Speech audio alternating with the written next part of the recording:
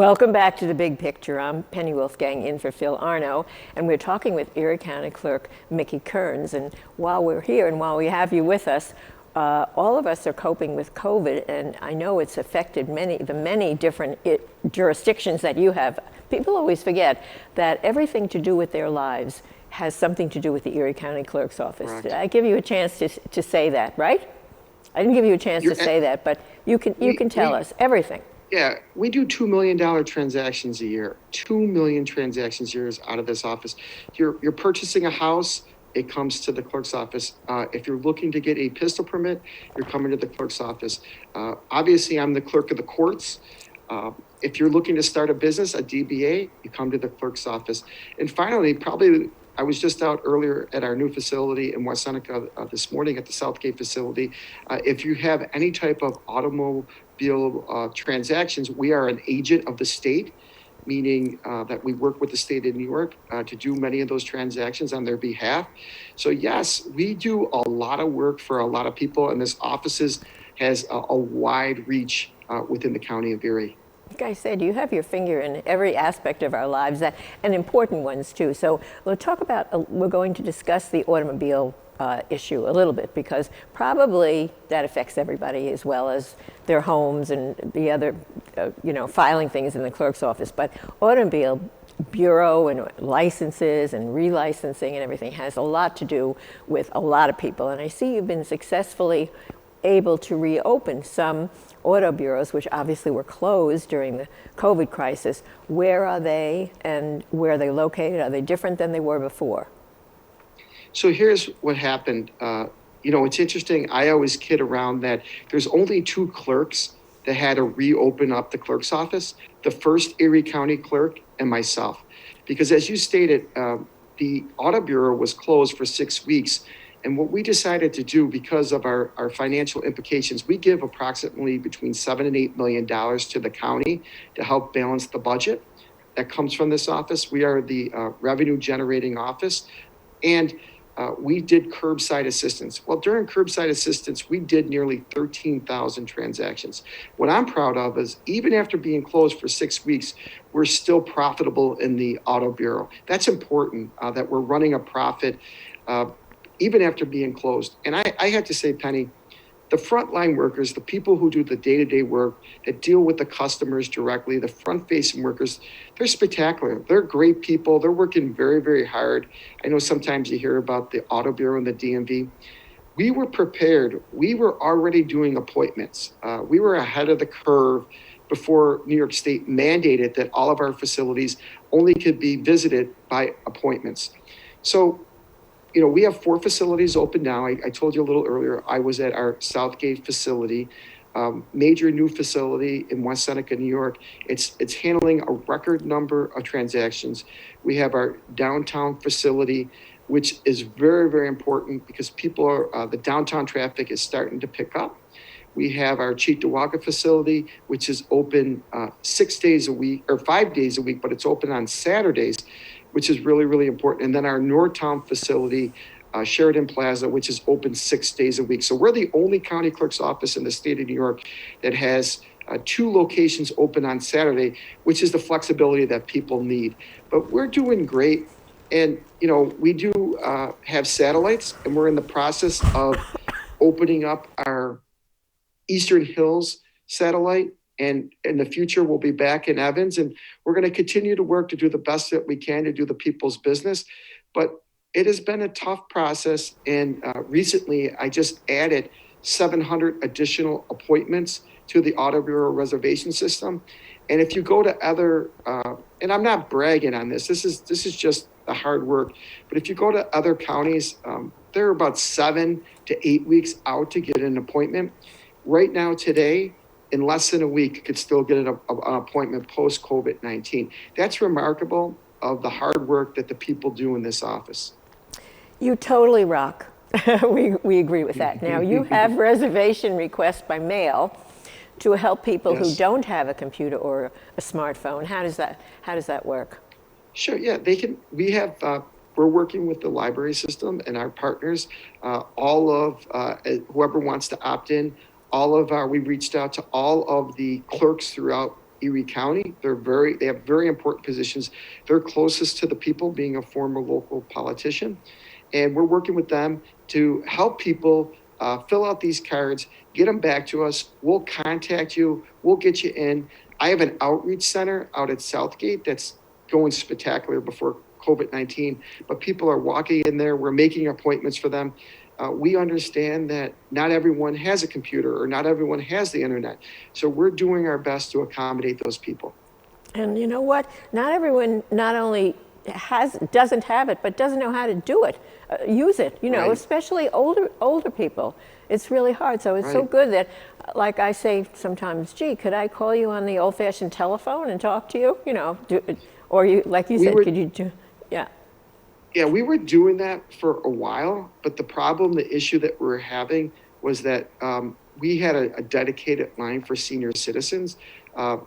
Unfortunately, people were abusing that line. It's terrible to say, Penny. We had people from other counties clogging up the line. I told you that we're only 1 week out. There were people calling. I had a couple call from, we helped out from Wyoming County. And it's nothing bad. You know, there's only so many resources. We're the largest clerk's office outside of New York City. So you could see where people are frustrated.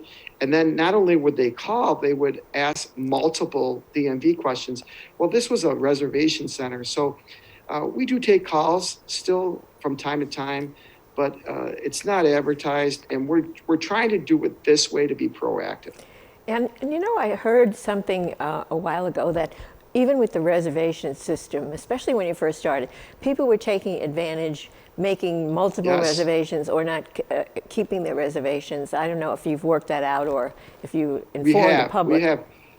Yep, we have. And so what we've done is, once again, I have great faith in humanity, but sometimes in a crisis, in a pandemic, people get nervous. And what we were finding is people were taking 4, 5, 6 appointments, and that's not right. I mean, we're the city of good neighbors. We're the community of good neighbors in Erie County. Come on. So I had to put a stop to that. You could only make 2 appointments, and it's worked out really well. We're directly calling those people that have multiple appointments, canceling them. And listen, if someone abuses the system, we'll do what we have to do. I would hate a senior citizen not to be able to get an appointment because some person out there is taking multiple appointments. If you're doing that, and we've done it, we're making multiple phone calls on a daily basis. If you abuse that right, we'll do what we have to do. So we're doing our best, Penny. Look, think about that nurse that needs to put a car on the road, that doctor, that volunteer fireman, or even that person who just wants to deliver food to a senior citizen or to a disabled person. So we're doing our best to meet all those needs, especially during a pandemic.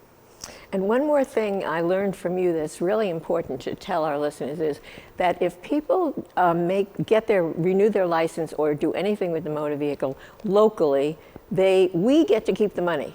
And if you do it through Albany, yeah. Right? Yeah, that's true. So sometimes I'll get calls from people and they'll say, well, I renewed online, Mickey. Where is it at? And as I try to tell people, even when our computers go down, our computers are state computers. I have no control over that. We're an agent of the state, just like, a subsidiary of a corp. There's nothing I can do except scream and yell. And so I always say, call your elected officials in Albany. They're there to realize. And we're working with the commissioner on that. Commissioner Schroeder, who is a South Buffalo guy, very responsive to our needs. I like Mark a lot. It's going well with him. I can call him directly. We're very, very lucky to have him in Western New York. But we still have some issues that we got to clean up. And I know he's said to me that it's something that's on his radar screen, that he's working with the staff to do that. But, the whole idea is that we want to make sure that everybody has an opportunity to get in the building and do their transaction. We have a website. What we want to tell people, what's the website for people to find out more? It's erie.gov/clerk. Correct. Okay, Correct. good. So thank you so much. It's always wonderful to talk to you, and you are so accessible, and we learn so much every time we get to talk to you. At least I do. Anyway, so I hope everybody else does too. Thank you. Thank you, Erie County Clerk, for talking to us and for joining us on The Big Picture. Mickey Kearns, I am Penny Wolfgang. Thanks for watching WBBZ-TV, and thanks for watching The Big Picture.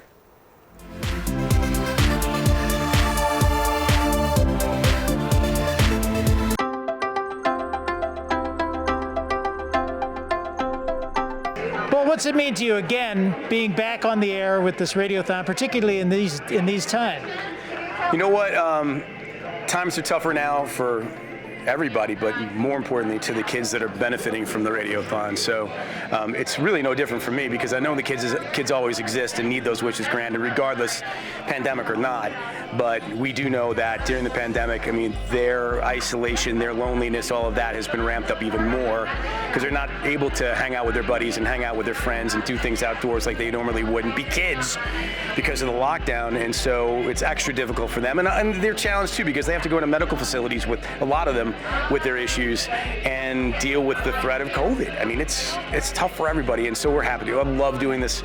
It just shows the wonderful feeling and generosity of Western New York and the region of good neighbors. I like to call it the region. It's, everybody says the city of good. It's the region of good neighbors, right? So love being a part of it, and we look forward to it every single year. So You do a great job. Now, I have to ask, is somebody going to bid on the fact that that beard is a little unruly, and what would it take to get it shaved off?